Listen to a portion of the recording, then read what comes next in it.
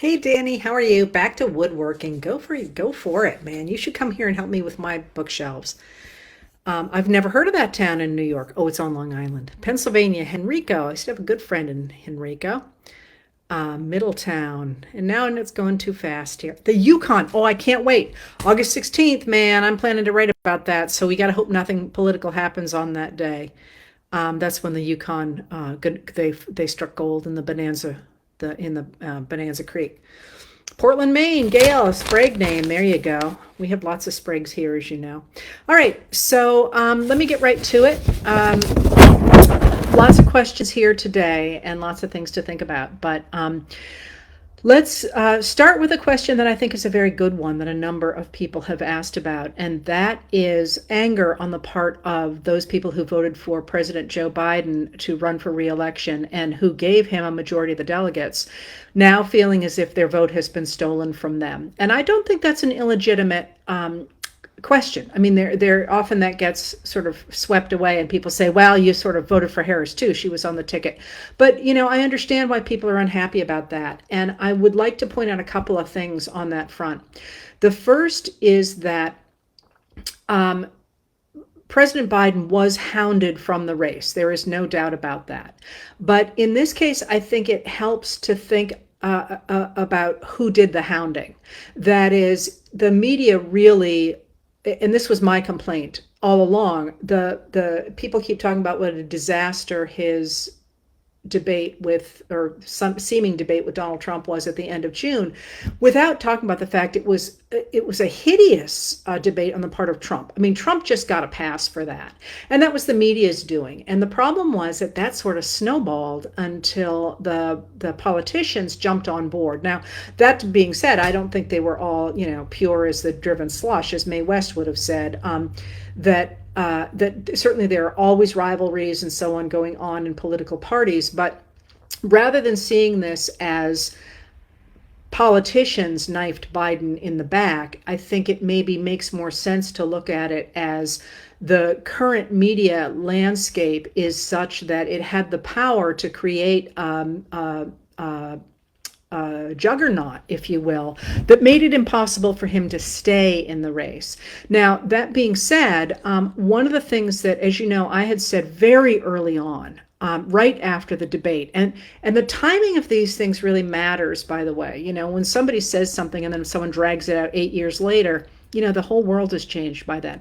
But I said immediately after the debate that I did not think that the Democrats should abandon Biden because it would create chaos. And if it created chaos, the kind of chaos we saw in 1968, for example, what we would get would be the Thunderdome convention, which is what some people, especially those in the media, were calling for, because it would be exciting for them. They'd have lots of stories.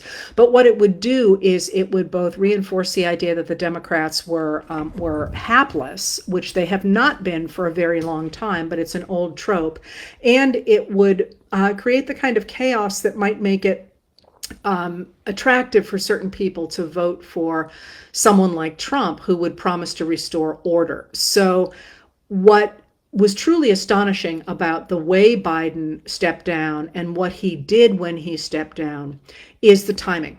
He announced that he was not going to he was not going to accept the Democratic nomination for president. Instead, he was going to, he announced it after the Sunday talk shows. So that kind of created a cone of silence. It came, I believe, at 1:23 on a Sunday afternoon. And then he, within a few minutes, endorsed Kamala Harris, which he didn't do at first. And when I first read about it, I was like, oh my God, here we go. We're going to have this Thunderdome. But he endorsed Harris, to whom he is close, by the way. And what that did is, within 32 hours, she had secured all those delegates. Now, again, the delegates can do whatever they want for the most part, and they have chosen to sign on with her. And what that did is it brought all the Democrats together behind her. And crucially, I think, the fact that the media recognized, first of all, that now it had its story, but second of all, that they were really in hot water, has meant that they have suddenly started to turn on Trump. And it's an entirely new dynamic. It is an entirely new dynamic. And you can see that by the fact that there are so many stories coming out now about how great the economy is. Like, you could not convince people that to write a story about the economy even 3 weeks ago. And now all of a sudden there have been major stories in major newspapers saying, hey, wow, they've really done a miracle with this economy. And that change is going to be really important going into 2024. I also think the thing about Biden and the delegates and his voters that he handled extremely well was really his praise for Harris, and she, of course, praises him everywhere she goes, but also the fact that after he gave the address to the nation last Thursday, that his wife, Dr. Jill Biden, wrote a handwritten note to his supporters saying, we thank you for all of your support for Joe, but now you need to turn to Kamala. And that, I think, was a way to say, now is not the time for recriminations. Right now is the time to run through the tape. We got to run through the tape. And that, I give him a lot of credit. I will also suggest that Biden handled what was a political, the man has never been treated very well in politics, and I have my theories about that. But he took what was in many ways manufactured and unfair. In many ways, I said, he definitely didn't speak as well as he could have. But the fact that he didn't focus on the media and he didn't focus on looking great for the cameras was because he was actually doing something called presidenting. He was actually doing what he should have in my mind, instead of looking at the cameras.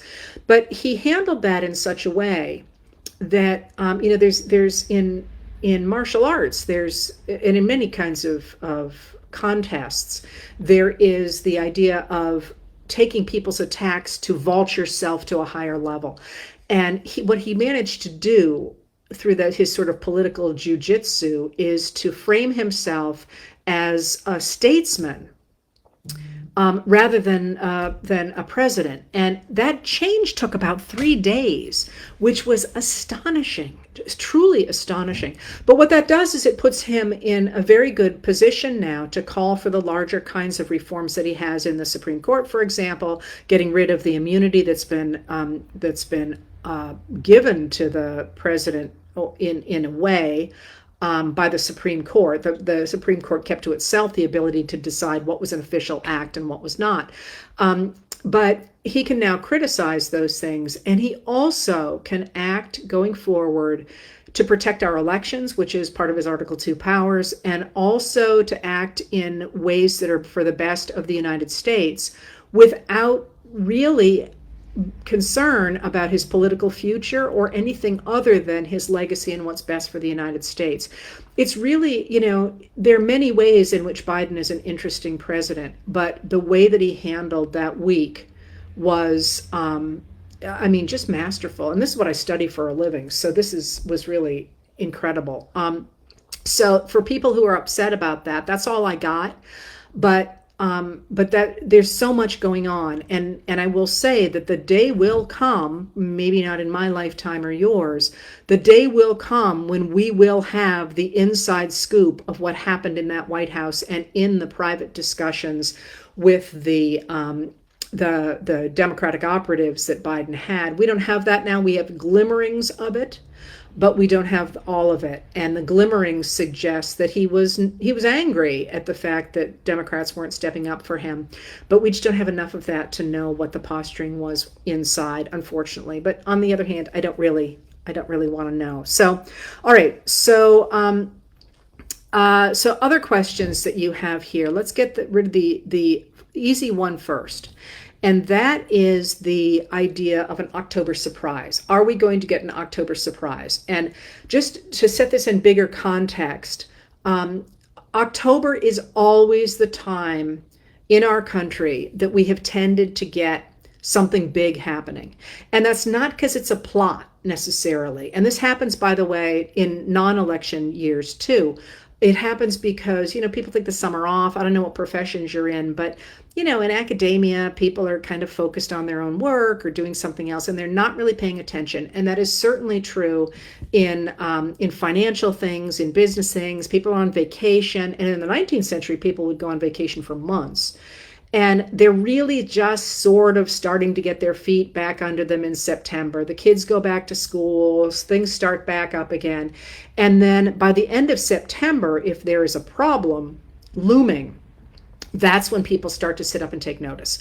And that's when things happen. So think about most of our economic crashes happen in October. I am not suggesting that we are headed for an economic crash. The numbers actually look fabulous, but October is always a big deal. Okay, with that backdrop, the reason we get the idea of an October surprise during an election year is, of course, if you are trying to affect the election in November, if you're going to dump crap on a candidate, you're going to do it in October. And that's happened all the way back into the 19th century. There's always that last minute, I'm going to see what I can throw here and hope that it sticks before people actually go to elect. So, it happened to James Garfield, it happened to Abraham Lincoln, it happened, it just happens.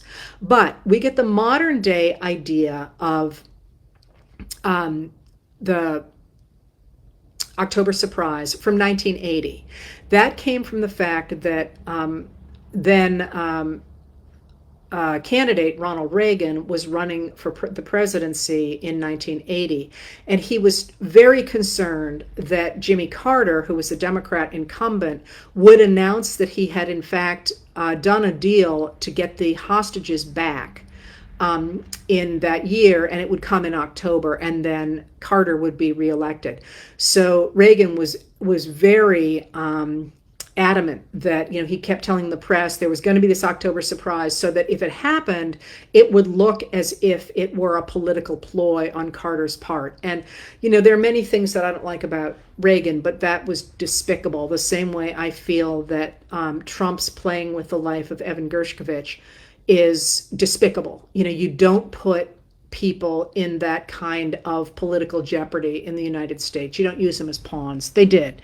And of course, as you know, the hostages were released shortly after Reagan's inauguration, even though that literally on the day, even though that was an achievement of the Carter administration, it was always Reagan who was popularly associated with it because it happened on Inauguration Day.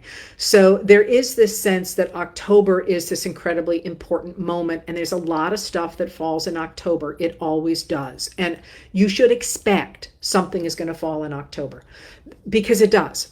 That being said, one of the things that I find really interesting about this moment is that because of Biden stepping aside, and again, when I wrote he passed the torch to us, he really did. If you read what he's saying, he speaks very, very highly of Harris, but he says this isn't about Harris. This is about the United States of America. And by him stepping aside when he did, sorry, I've got messages coming in.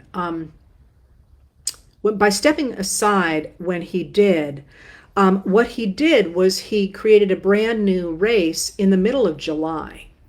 And the idea that we have these presidential campaigns that go on for 1,000,000 years makes me crazy. And this is my profession. So those of you who are not interested in politics must just tear your hair out, because as you know, the minute somebody gets elected for the second term, all of a sudden there's speculation about the next election. And I'm like, literally, we haven't even inaugurated this person. Stop talking to me about who's coming next. And this was such a big deal. There have been a number of times that people have tried to get rid of the idea of a two-term presidency of 4 years each, and instead wanted to replace it with one 6-year term.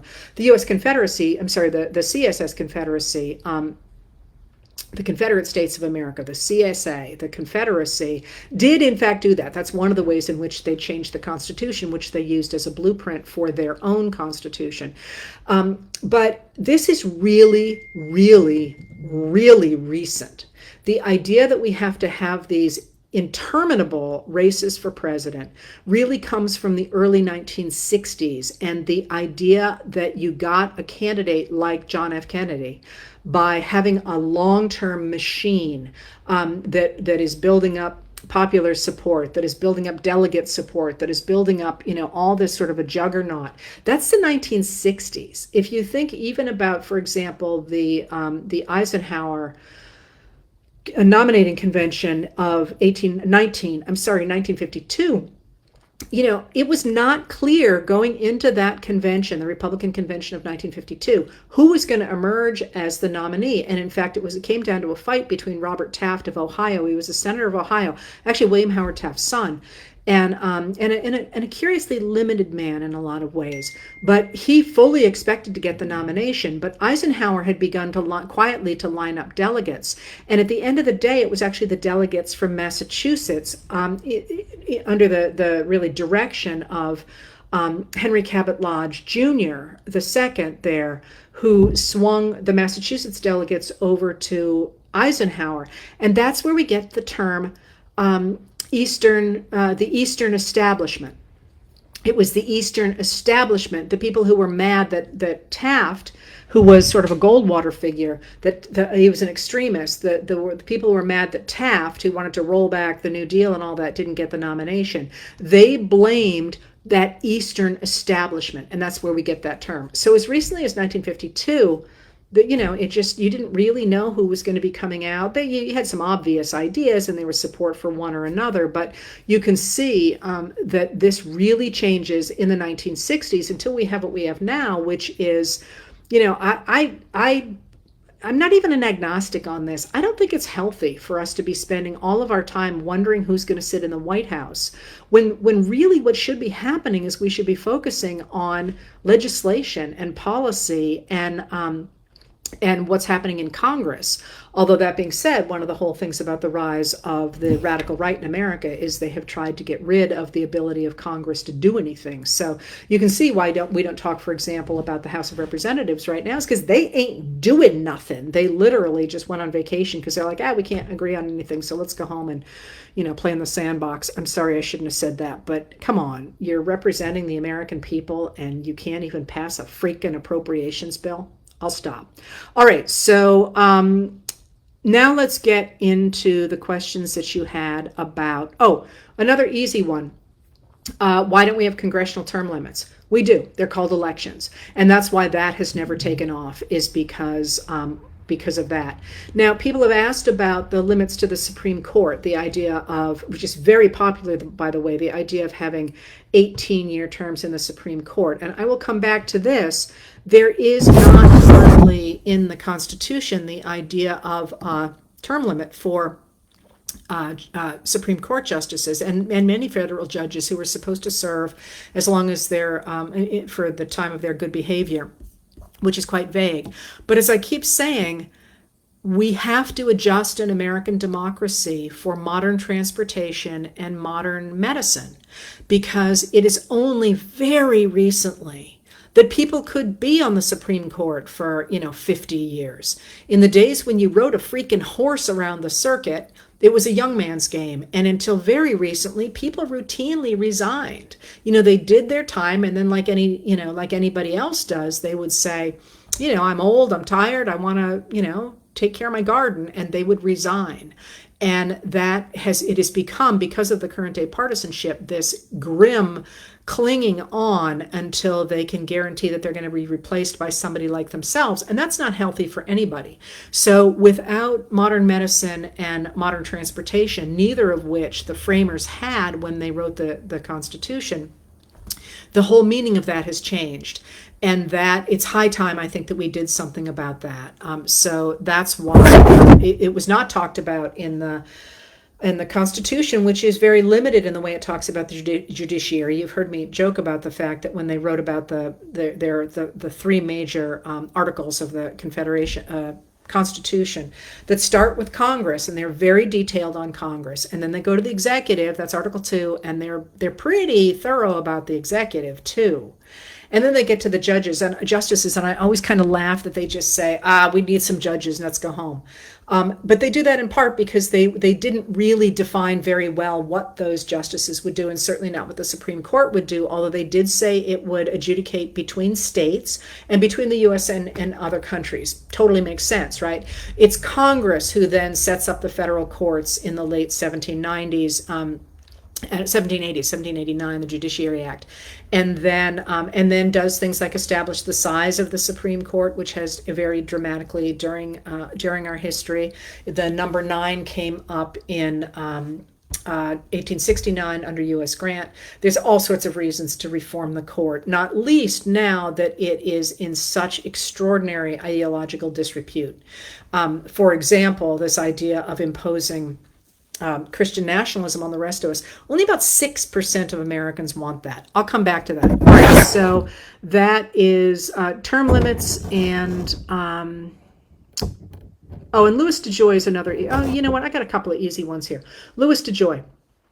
You got to remember that the president cannot remove the postmaster general. Actually, the history of the Postal Service is really interesting. And there's some fabulous stuff online. I wrote about it many, many years ago. And I think one of the first one of these I did was about the postal system. But the Postmaster General is appointed by the USPS board, and that board is equally weighted between Republicans and Democrats because they were trying to keep it from being politicized for the very simple reason that it had been dramatically politicized throughout our history, and to its detriment. And to the detriment of our politics, which I will spare you from right now. But so that's the way the rule is. And what happened is that under Obama, you have to appoint, a president has to, they have terms, people on the board, and the president has to appoint, either a Republican or a Democrat, depending on what comes up. And Obama did not appoint any people to that board because there was a hold put on them.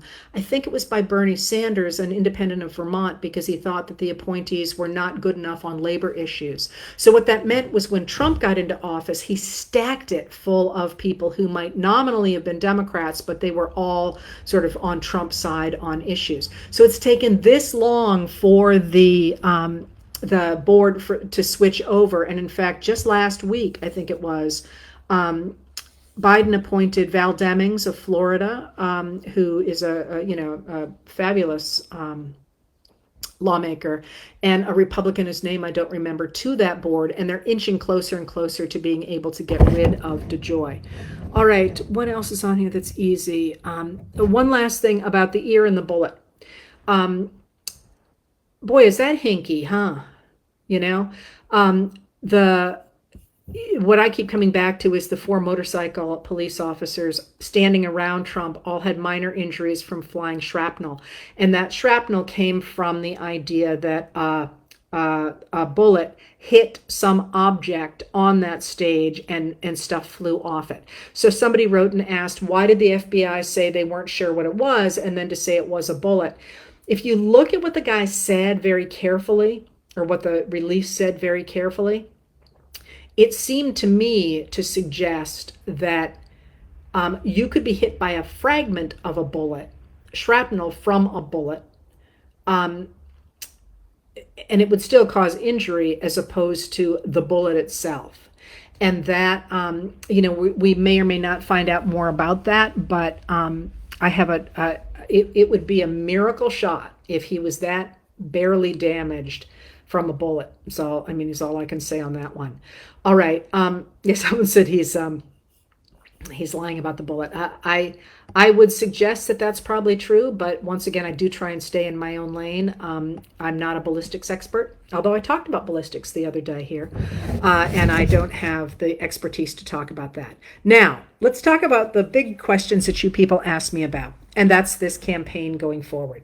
Again, one of the things that I think is great is that we're not going to live with this election all that much longer. And I don't mean that. It could go terribly wrong. But again, I really hate it when we got 4 years of, who is he running? Who is he running? She running? Are they arguing? Who's going, that makes me nuts. Because again, if you look at this era from 150 years from now, look backward, think about in your minds an election that was important to you. 1980, 1968, 1972. Like, if you were describing that to a friend, like, you would not give the, oh, George McGovern took, went 30 miles out of his way to talk to the little boy who just broken his leg or whatever.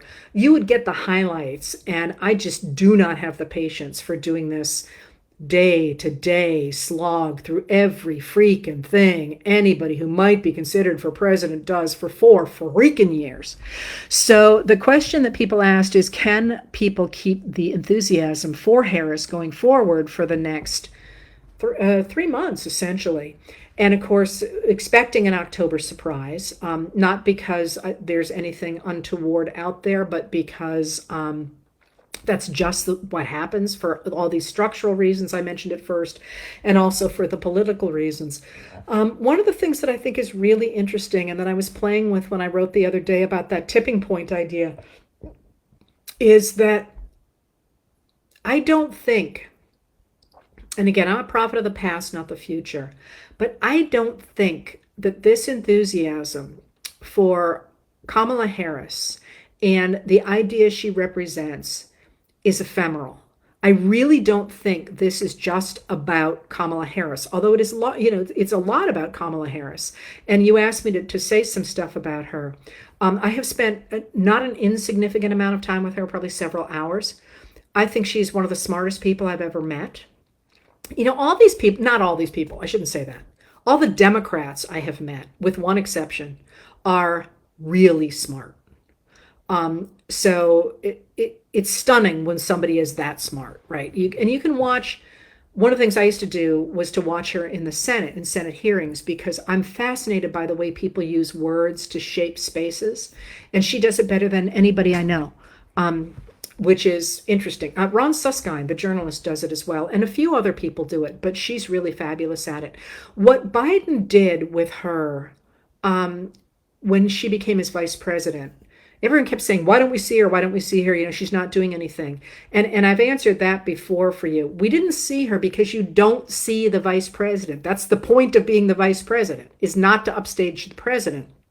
And also because, and this is, universal, but the only way the vice president becomes hugely important is if there is a crisis, right, or a tragedy. So we don't tend to emphasize the vice president for those reasons.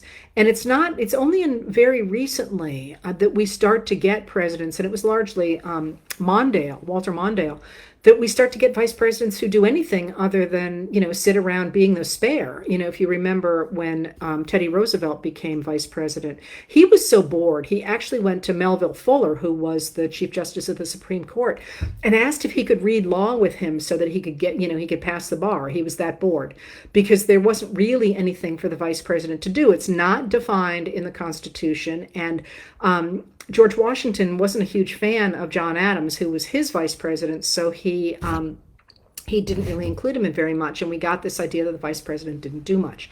That's changed, of course, since the 1970s, and we've had more and more important vice presidents. Joe Biden himself was a very important vice president because President Barack Obama, who didn't have huge amounts of foreign policy experience, deployed Biden all over the world because Biden could go spend time with people, talk to them, and travel with them, get to know them in a way that the president couldn't, because the whole entourage follows the president. Biden very deliberately did that with Harris. I mean, it seemed very clear to me, although I've not read anything on it, but it seemed very clear to me that from the beginning, Biden saw Harris as his successor.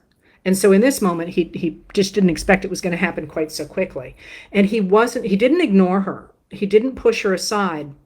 He very deliberately gave her a pretty important portfolio.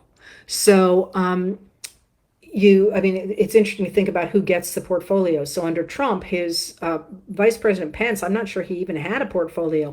All the work went to, sure he had something pro forma, but all the important stuff went to Jared Kushner, Trump's son-in-law, Ivanka's husband.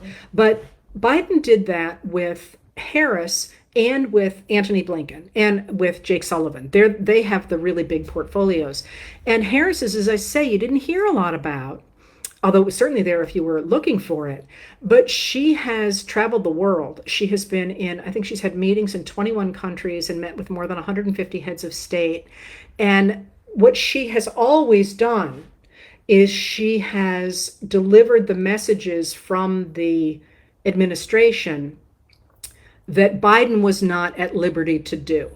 So she would go to important meetings and make, she has met repeatedly with leaders of Arab countries, for example, to talk about the Middle East and, and to talk about the importance of protecting Palestinian rights and so on. She was also involved in the middle of Latin America to try and decrease the amount of migration, coming from those countries. She had very important stuff to do. And so when people ask, somebody said, what do you tell people when they say, what has Harris done? Harris has he has not excluded her. She has very much been part of all the policy meetings. But to my mind, what she really brings is twofold. To the table is twofold. It has always been my impression that Biden's real focus, in his heart of hearts, is on restoring economic fairness to a country that lost it for 40 years. And he really focused on the economy. And he didn't focus on it in the way the old presidents did, saying, we got to make things good for white heteronormative heads of nuclear families, which is what people like FDR said. Francis Perkins didn't, but FDR did. But what he has said is we have to make things fair especially for parents and therefore for children. And I don't care if they're two moms or a single mom or a single dad or whatever. We want to restore economic fairness so that everybody has the right and the ability to protect their families in whatever shape those things are, which is cool. But I think what Harris has always brought to the table is an emphasis on equality before the law. So if you think about it, she was, which you may not have at the time, but I was watching, she was the first person to hop on a plane from the administration and go down to stand with the Tennessee Three. She has always stood up for reproductive rights. She is always hammering on that central idea that everybody needs to be treated equally before the law, which totally makes sense. She was the elected Attorney General of California. That's what she did, right? So I think that has been her role domestically in the country, is constantly to hit on that. We must have the right to be treated equally before the law, end of discussion. And that's been really cool. And I think that's one of the reasons that she is so popular among young people, especially those, she speaks a lot about gun violence and gun safety legislation, and she speaks a lot about reproductive rights. And she's a rock star in those ways. People, they treat her like she's a rock star. By the way, I got to hear her last weekend. It's only a couple of days ago. It's been a long haul. And she, once again, had a hard time starting to speak because people did not stop yelling about how, cheering her on, which is kind of cool. There's always enthusiasm at rallies, but maybe not that much. Anyway, so she's done that domestically, and she has also really been the face of the United States in other countries and around the world. And this is something that it's really worth thinking about. For the United States to be able to have as its face to the rest of the world an incredibly smart, talented, biracial or multiracial woman has really changed our relationship in the countries that matter in the long term, which is Indonesia and Africa, because those two countries are huge. They're very, very young. They're growing. And, 1 out of every 4 people living on planet Earth in, I think it's by 2040, will be on the continent of Africa. And Indonesia is also huge. And, you think about Biden is great at this stuff, and leaders like him, he's much more of a negotiator than someone like she is. But, when the leader of the United States is somebody who visited Indonesia to visit her grandparents, that's cool, right? So anyway, that's what she's up to. But so what do we think that this is going to look like going forward?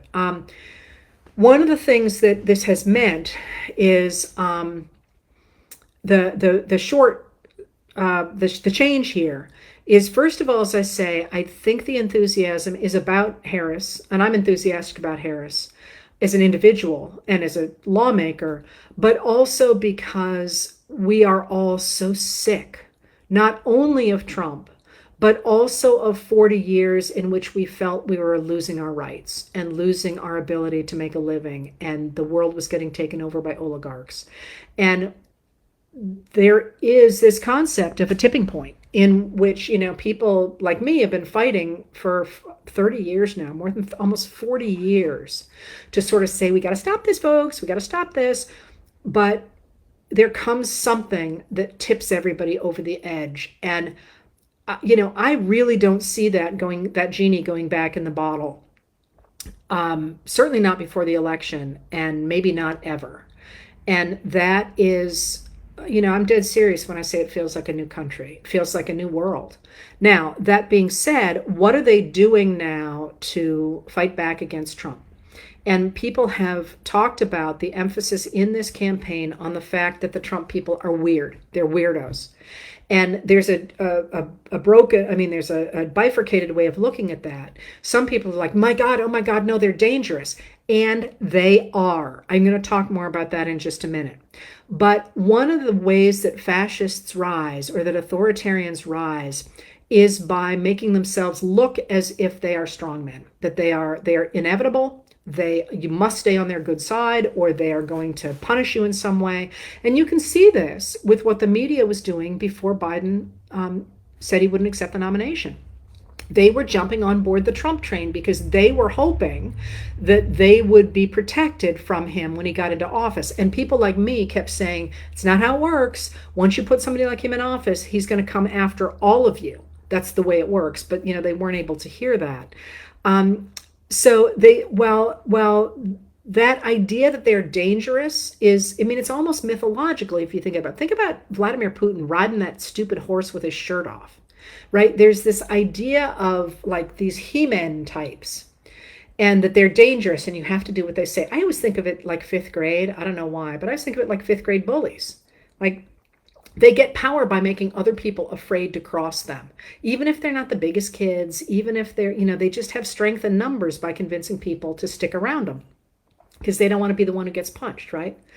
The way you deflate that is by isolating those people, not by saying, they're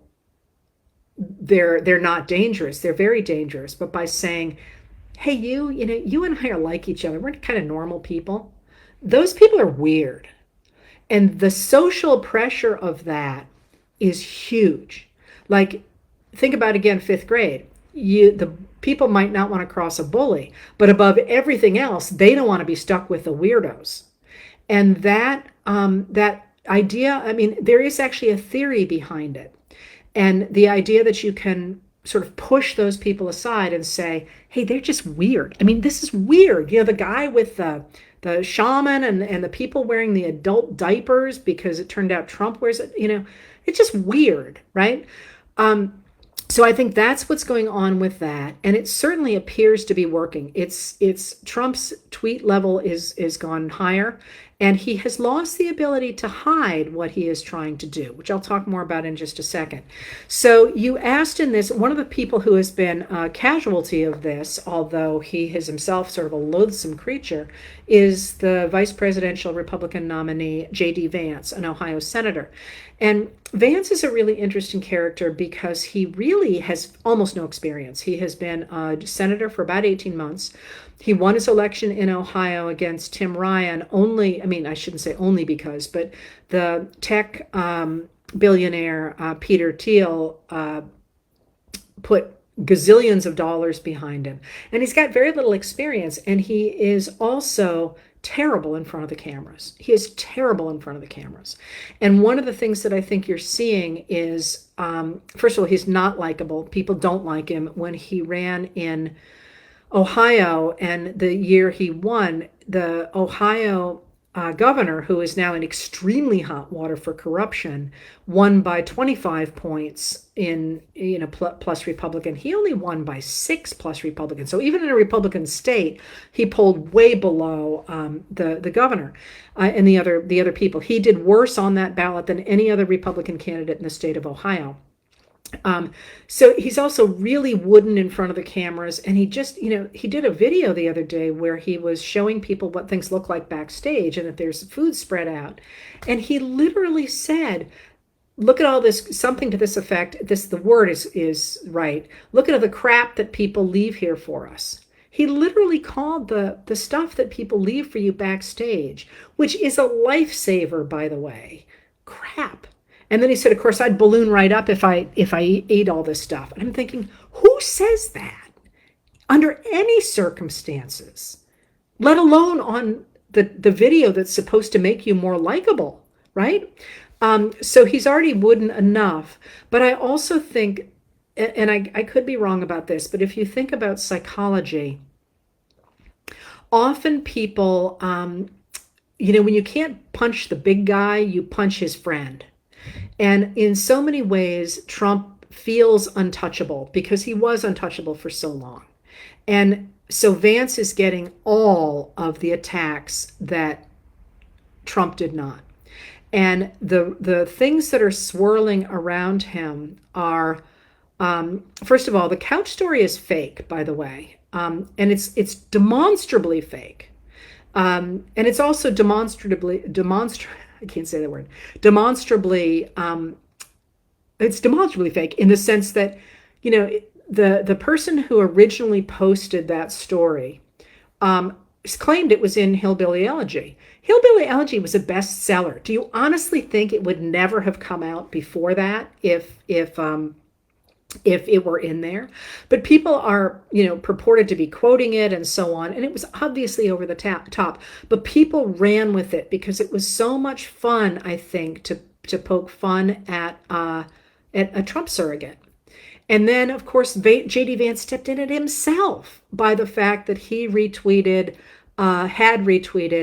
a comment about a dolphin. And I just never mind.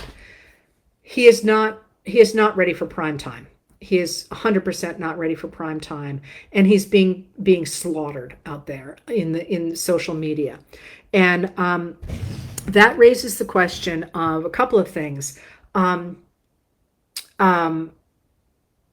Trump clearly regrets that anybody would regret having J.D. Vance on that ticket.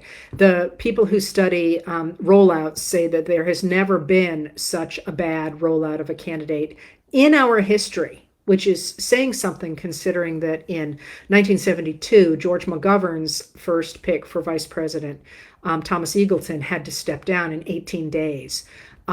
So that was actually not a bad rollout. There was other issues with the nomination of Eagleton that I probably don't have time to do now. But so he was really designed to harden up the base of the ticket because the people advising Trump expected to be running against Biden and did not believe that there was a threat. Even though we now know that they were warned that this could happen and that they should have a scenario ready, and they just didn't think it would happen. And all I can think of is that they thought that nobody would voluntarily give up power. Because as I've written somewhere, I think it was political malpractice not to have a plan B. I mean, who does that, right? But they did. And so now they're stuck with J.D. Vance on a ticket where he makes absolutely no sense. The other people that Trump was considering would have been much better in this circumstances. So this raises the question of, can Trump replace Vance? And the first answer to that is no. Trump cannot replace Vance. The convention has made him their standard bearer, and that's the way it is. That being said, he could step down the way Eagleton did in 72. But that's problematic for him in a couple of ways. That is, he will undoubtedly be tagged with damaging the ticket. And that'll be that's, think of what happened to the last vice president who damaged Trump's ability to take the White House. And the other problem with having him step down, pressuring him to resign, is who are you going to replace him with? I mean, who at this point would want to step onto that ticket? Now, a lot of people might consider it, but would Trump really name somebody like Nikki Haley? I think it's a problem thinking of who might come onto that ticket. So, and the other thing that is an issue is that Ohio prints its ballots on August 7th, and theoretically any changes would have to take place before August 2nd, before that ballot is printed. And I don't know. I do know that if I were Trump, I would be most unhappy with that pick. But he also doesn't want to admit he did anything wrong, so who knows? All right, so a couple more questions about that. So right now, that campaign is really floundering, and they keep trying to land blows on Harris, but her people make fun of it, and they slip away again. And that shows a nimbleness, I think, that certainly Biden didn't have, because he was not going to make fun of people. That's just not who he is. And the same comms people are doing things in a very different way now already. So we'll see how that plays out. Harris is not, of course, simply poking fun at him. She is out there advancing the idea that she will continue Biden's policies, that they're a team. And also, what she is advocating is so popular that I don't know if you saw this, but Vance literally went on TV the other day and said that she was trying to cut the child tax credit, which is absolutely untrue. She's trying to push the child tax credit, and then he doubled down on it. And the answer is, I think they're simply lying. Because they know that what the Democrats want is extraordinarily popular, and they're trying to lie about it in order to get into office. And that brings up the last question that you have asked about. And it's an important one. It's actually at the top of my list, but it's a good one to end on, I think, although I have one other easy question here.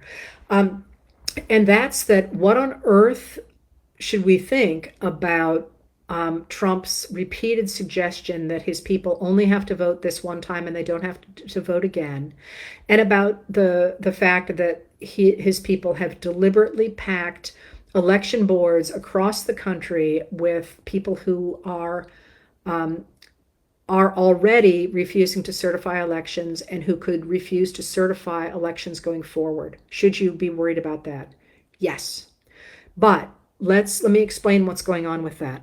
I've been saying on these things for at least since Trump actively started campaigning that I was extremely concerned that he was not trying to pick up votes.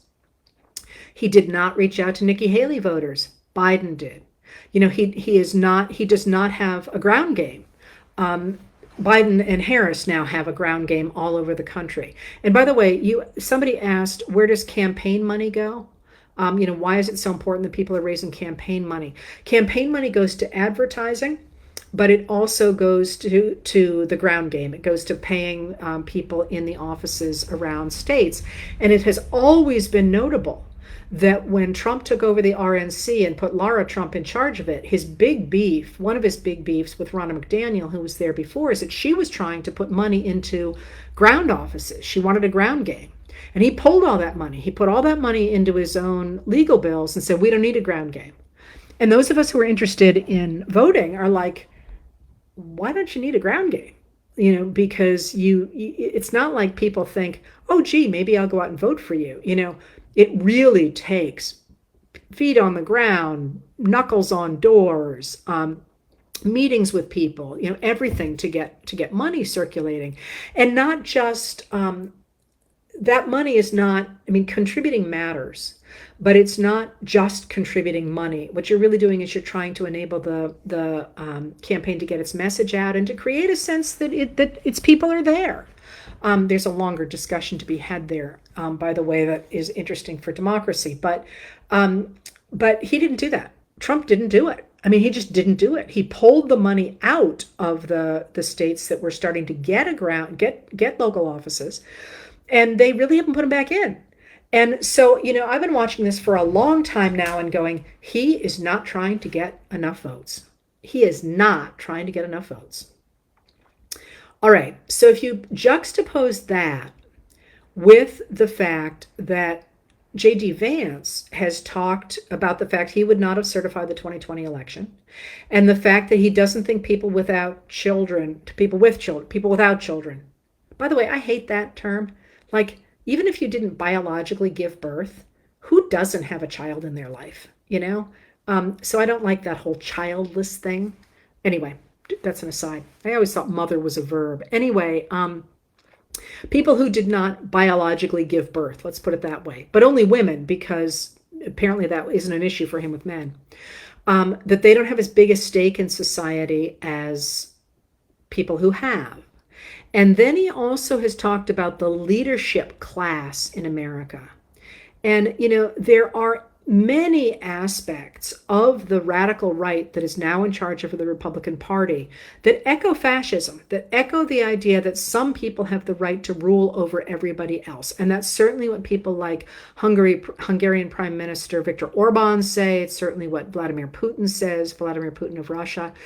And I think it's certainly what you hear in things like the Supreme Court's Donald J. Trump versus United States decision of July 1st, 2024, in which they said a president can commit crimes as part of his official duties, which is crazy. This is brand new in American history and antithetical to everything that this country was supposed to stand for when it was based in the rule of law. But I think what you are seeing here is the idea that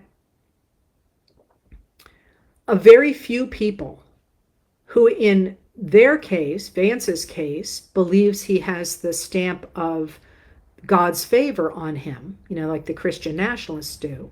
And in Trump's case, probably feels like he has he's one of the better people. He's talked a lot about how he believes there are some people who are better than others.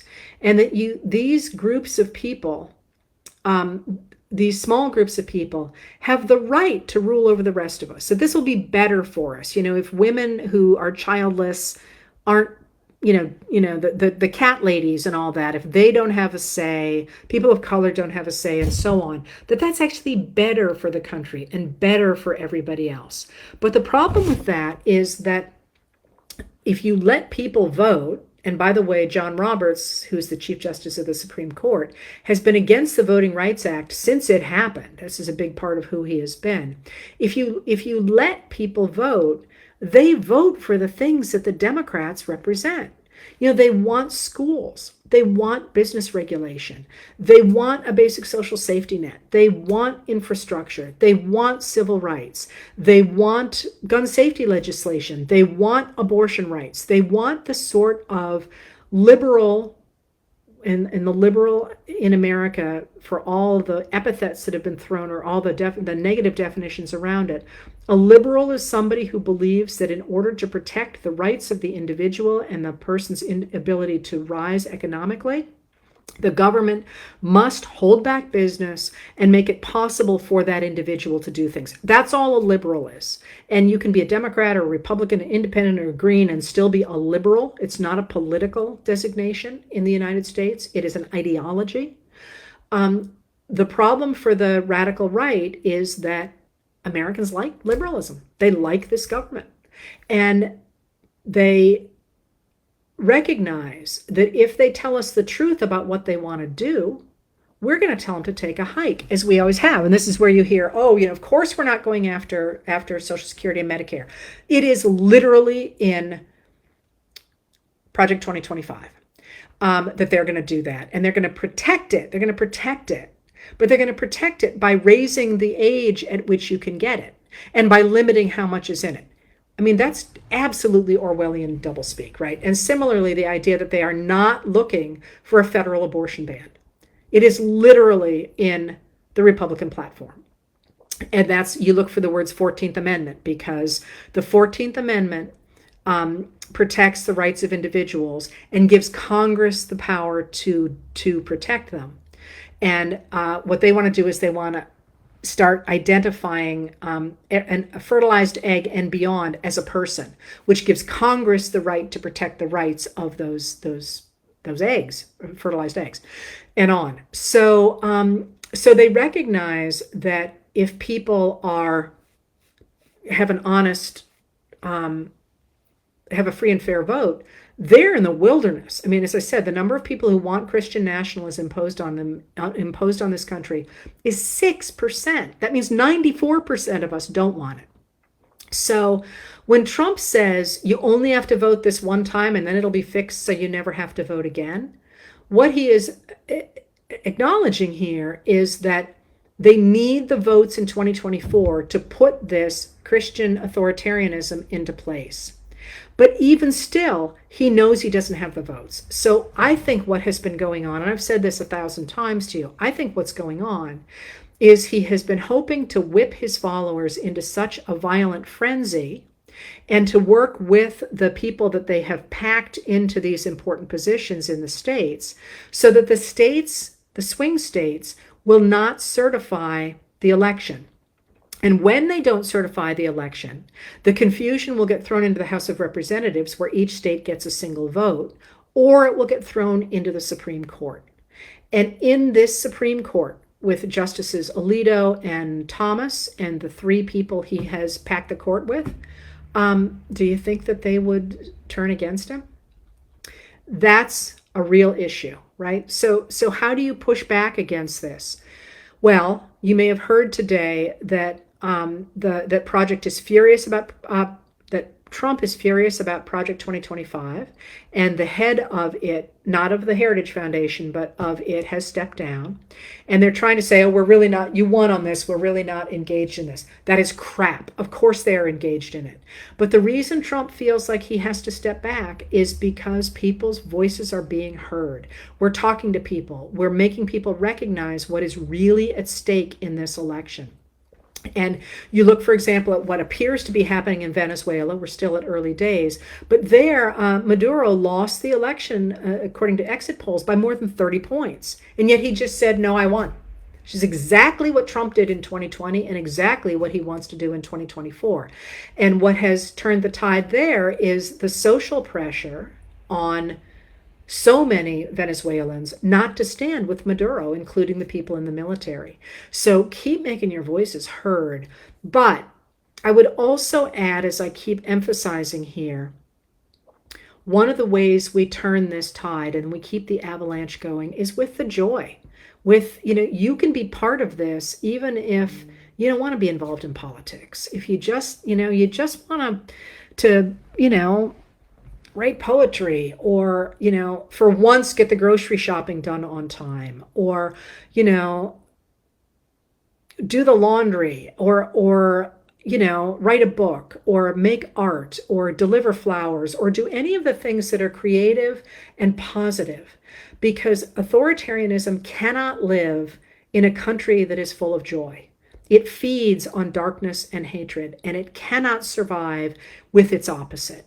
And that's really what we're doing. It's, sometimes I know J.K. Rowling is up to her eyeballs in any number of things, but, there's a reason that the way you get rid of the thing that shape changes, the shapeshifter to scare everybody, is by laughing at them. Because you can't, it explodes. Come on, what is it? I can't think of what it's called. I can see it. It's in the closet. Anyway, and that's really, really important going forward, is to remember to bring joy to this game. Now, that being said, it is so crucially important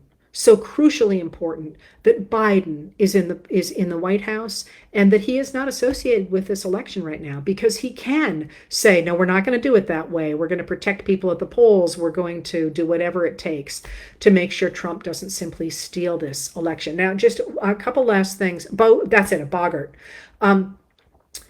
Who do I think for vice president? I don't know. I don't care. They're all good.